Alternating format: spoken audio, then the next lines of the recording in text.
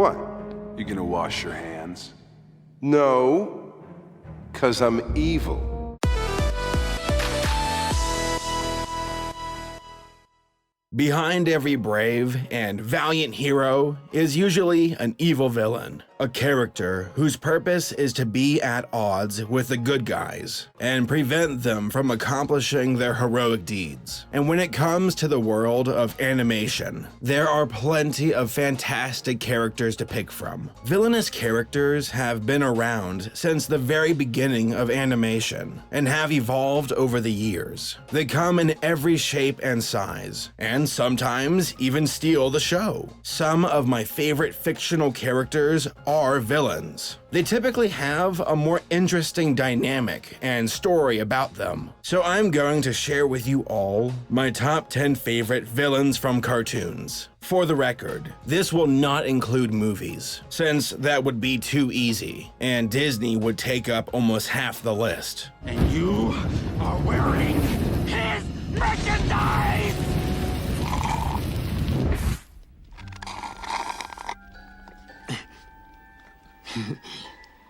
Thirsty? Number 10. The Beast. I knew you would come. I have something for you. What have you done? Why, I've given you another Edelwood. No! He will burn nicely in the lantern. Over the Garden Wall is such an amazing series. Fun characters, an incredible atmosphere, and a mysterious story that keeps you invested. But one of my favorite elements about this show is the Beast. They introduce him as this ominous being that lurks in the forest, a monster who tricks people and leads them to their doom. I have to go now. Goodbye, Wirt. Yes, come, Gregory. There is much to be done. And then you'll show us the way home, right? Of course. The show itself is only 10 episodes long. As it progresses, you see the Beast in the background more frequently, a black silhouette that is following Greg and Wart all the way to the end. Take on the task of lantern bearer, or watch your brother perish. Number 9. The Ice King. You think you can just wreck my house and wear my collectibles? Who do you guys think you are? We're ninjas? You're not ninjas. You're just a couple of jerks. When it comes to variety, Adventure Time has a lot to offer. Crazy characters, silly stories, and a world that is truly one of a kind. Initially, I did not care for Ice King's character. I thought he was creepy. Well, he still kind of is, but he's grown on me. I see him now as a warped, broken man who just had the unfortunate luck of finding that crown. One magical crown. Probably stolen. I didn't steal it. I made that item. Made it with the magic that I stole. So hand it over or I'll strike menacing poses at you.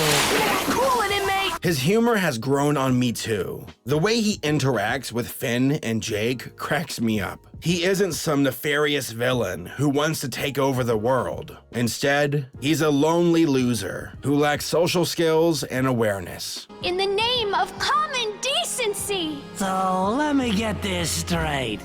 You're hitting on me. No! 웃기시네. 넌 우리 공주님과 판결 상대도 안 돼? 그럼 가치 없는 놈이야. I think I heard the word virile in there. Oh, she's definitely hitting on me. No! 말도 안 돼. Number 8. Lord Hater and Lord Dominator. Oh, it's thrilling to be a villain. I destroy their homes and then I watch them cry. 'Cause I'm the bad guy. We got ourselves a two-way tie. I include both of these characters as number 8 since they come from the same show and are closely connected. One is loud, rude, and angry. He thinks he's the greatest villain in the galaxy, despite his unimpressive track record. The way he interacts with Wander reminds me of Elmer Fudd or Daffy Duck, and how they would get into arguments with Bugs Bunny. Seems like we're becoming friends. Buddies. And buddies stay buddies till the very end. Get back here! Lord Dominator is a bit different. Where Hater fails, she succeeds and actually knows what she's doing. Also, she has the smarts and power to back it up. Also, the hips too. Bird who needs your help to fly. Nope. I'm the bad guy. Together, they share this bizarre relationship, one where Hater thinks that they can be a possible couple, but Dominator has no time for that. So you don't want to date me? Oh my, that is, you think that I'm with you? Oh my, that is too good. Number 7, Discord. Oh, gag. Fine, go ahead. Try and use your little elements, frenemies. Just make it quick. I'm missing some excellent chaos here. Discord was a refreshing villain. Most bad guys are strong and powerful and achieve victory through those means. But Discord is a trickster, one who would rather mess with his victims instead of destroying them immediately. Oh, for goodness sake! You've been kind for far too long, my dear. Time to be cruel. Arrivederci. He's a god of chaos and was a great foe for the main characters of MLP. While they represented good traits, Discord was all about mystery and mayhem, and that made for a fantastic dynamic between the characters. Keep trying, Twilight Sparkle. Maybe the magic of friendship can help you. Number 6, Slade. Dangerous behavior, Robin. You must be very eager to see me.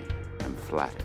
Prior to Teen Titans, I had no idea who Slade was. He was completely new to me, and I did not know what to expect. But what he became in the show was a menacing bad guy who always seemed to be one step ahead of everyone else. It was frustrating, and I could feel how infuriating it was for Robin to take one step forward but 2 steps back. And Ron Perlman as the voice actor? Perfect. He has this smooth arrogance about him that you can hear in his lines, where he knows that he's ruining your day, but you can't do anything about it. If you join me, if you swear to serve me, if you never speak to your friends again, I will allow them to live. But if you disobey even the smallest request, I will annihilate them, Robin.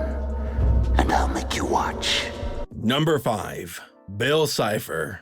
Well, would you look at that? Those kids really care about you, and you care about them. Don't you? Bill is like Discord, but much worse. They both have chaotic powers that can warp reality, but Discord behaves more like a bored child. Bill, on the other hand, is like an angry adult who is full of malice and cunning, where he really wants to twist your arm and hear you admit defeat.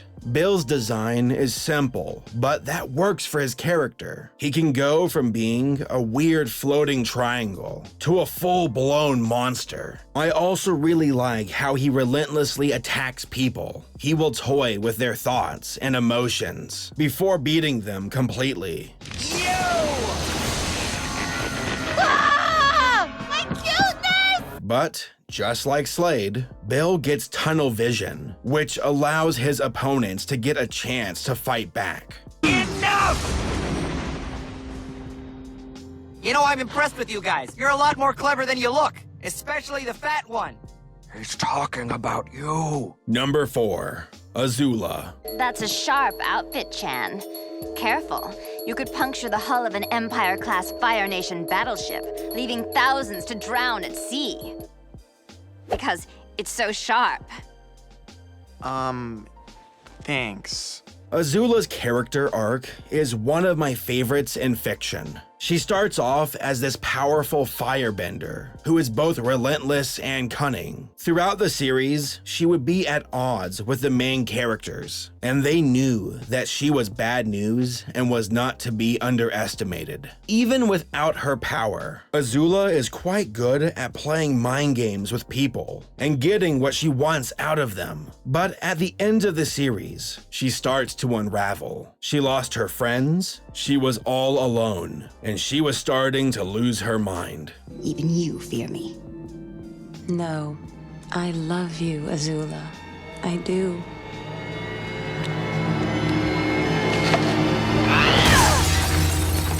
When she was defeated, she did not just cry, she wept.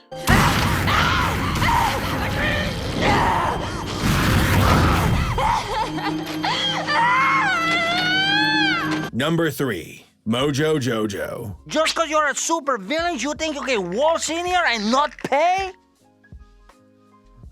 Yes.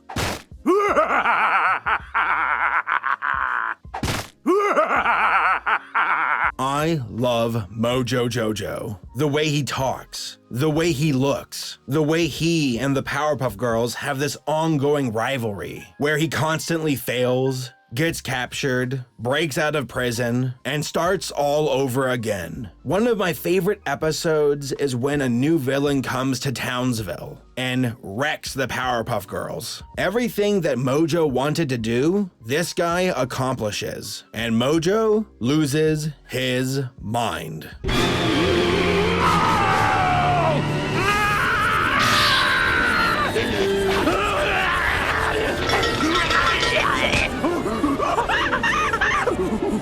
And the best part? He saves the town that he wants to destroy, making him the hero. You're a hero! Hero? Mojo the hero! No!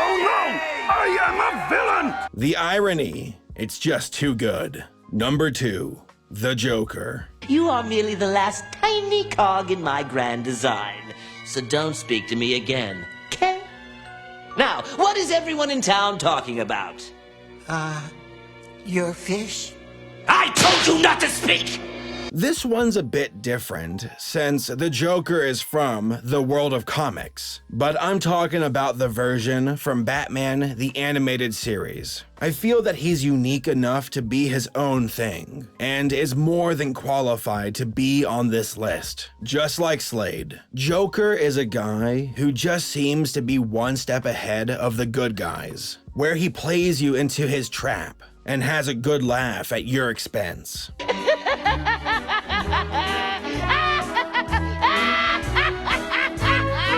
I feel that the Joker would not nearly be the character that he is if it wasn't for the voice acting of Mark Hamill. He just nails this role. From his raspy dialogue to his insane laugh, the Joker channels this aura of evil and proves why he is the #1 villain in the world of Gotham.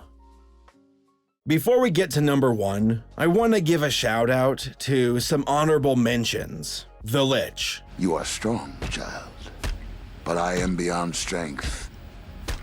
I am the end. The Monarch. You're here because you done up too many times. You think you're hot in a champagne glass, but you're really cold diarrhea in a Dixie cup. Cobra Commander. A great victory for Cobra. Perhaps too perfect. Skeletor. You furry, flea-bitten fool, I'll cover my throne with your hide. Dr. Doofenshmirtz. So one day, the carnival came to town and I needed money because of, well, yet another backstory that, well, basically my parents disowned me. I was being raised by ocelots. Mandark. Mandark. Lex Luthor. You will never control me, Luthor. Never!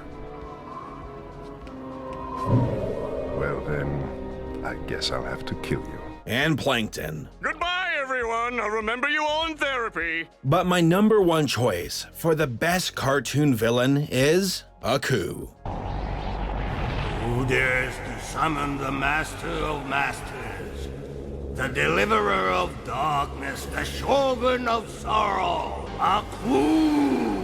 In my eyes, Aku is the perfect villain. He is powerful, but not all powerful. He is evil, but also has a humorous side about him. He has a fun design that can also change depending on the episode. And he had a fantastic voice actor that truly brought the character to life. 30 minutes, oh, it's free. Excellent!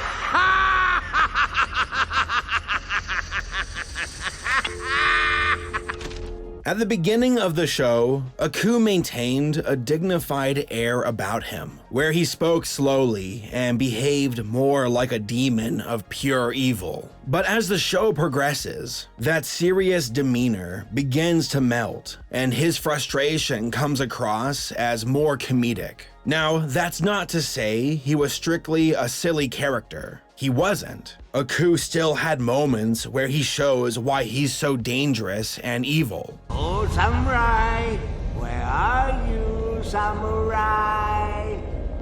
You can run, but you cannot hide, 'cause I can smell your blood. But he's also a bit of a dork, and wears his emotions on his sleeves. Enough! Here's the truest tale of all. There was an almighty, all-powerful wizard, and there was a pathetic little samurai, and the wizard destroyed him! The end! I put Aku in the sweet spot for villains. He has power, personality, character design, and a range that can go from funny to terrifying. And that's why, when it comes to cartoon villains, Aku is #1 on my list. Extra thick!